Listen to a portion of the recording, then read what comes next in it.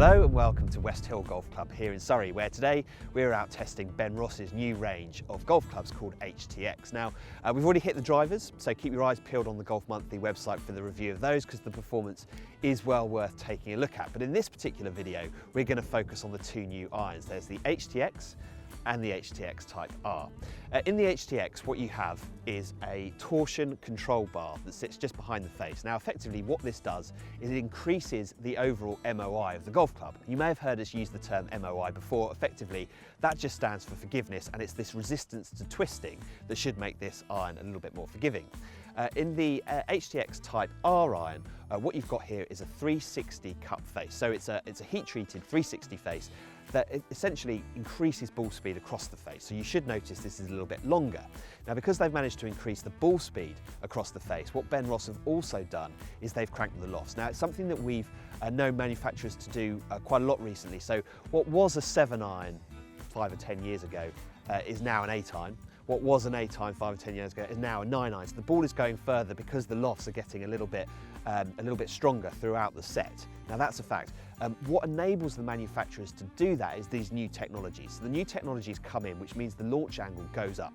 So even though they're taking the loft down, the launch goes up, so you're still getting the same flight. You're still getting the flight that you would expect from a 7-iron. The ball's just going a little bit further. So that's certainly what they've done with the HTX Type R to help people find a little bit more ball speed and a little bit more distance, something that the HTX Type R player will be looking for.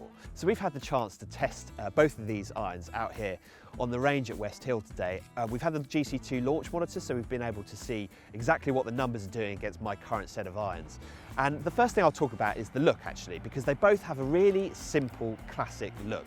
Setting the club down behind the ball at address, even though you're using an iron with plenty of forgiveness and plenty of distance built in, they don't look anything other than classic. I think anyone from a low handicapper all the way through to high handicappers are going to find that they like the look of these down behind the ball. They have a nice mix of looking forgiving without looking too chunky. So how did the performance actually stack up? Well, the GC2 was very revealing, because I hit my 7-iron about 160 through the air, and both of these irons were carrying 10 yards further.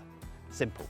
And anyone who goes for a custom fitting is going to notice that you do get a considerable amount of extra distance through these irons. The ball flight was high, but it was very, very strong. Now, one minor negative point for me was that I hit one shot with the HTX iron that carried 190. Which for a 7-iron for me is extraordinary, really. It came out of the blue, suddenly I'd hit one and it went absolutely miles. Now, that is great, and it shows the technology on offer in there works, but what I'd personally be looking for is a little bit more consistency of overall distance, and actually I found that with the HTX Type R. It depends, I guess, what your overall performance level is, what your handicap is, and what you're looking for from an iron. If you just want your irons to kind of reach your maximum distance potential, then you're certainly going to find the performance on offer in here that you're looking for. Now, a couple of other points worth making. Both of these irons come with a fantastic shaft offering. So you can either get them with the steel KBS Tour shaft or the graphite Mitsubishi Kurakaji shaft. Both premium shafts, both shafts that you'll find being used by players out on tour. And the consistency of ball flight and how stable that ball flight is, I think, really is down to how good the shaft is. And so hats off to Benross for using such a good shaft in their irons. So the biggest difference really between the two irons is the price. The HTX is $299 and the HTX Type R is $379. But they both fit nicely into that mid-price point category, and there are different performance characteristics from both.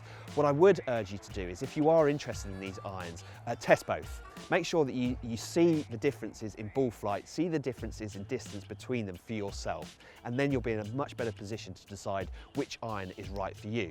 Whatever iron you go for, you are going to get something that is very simple to look at, very classic to look down on at address, looks great in the bag, and performs very, very well. Very solid performance from Benross.